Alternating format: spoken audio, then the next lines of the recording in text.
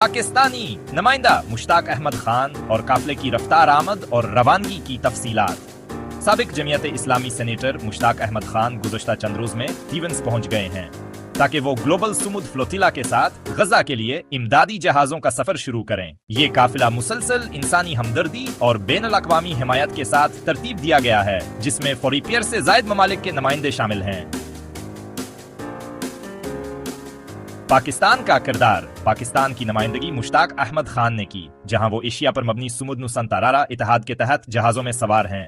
نیورین قافلہ تونس میں ستمبر ریرتا تھک تر بیت کے مراحل سے گزرا اور اندازاً ستمبر 4 یالیہ کو اس نے روانہ ہونے کا ارادہ کیا۔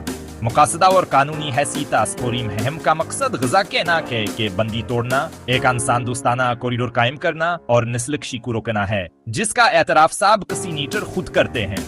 ان کا کہنا ہے کہ یہ ہم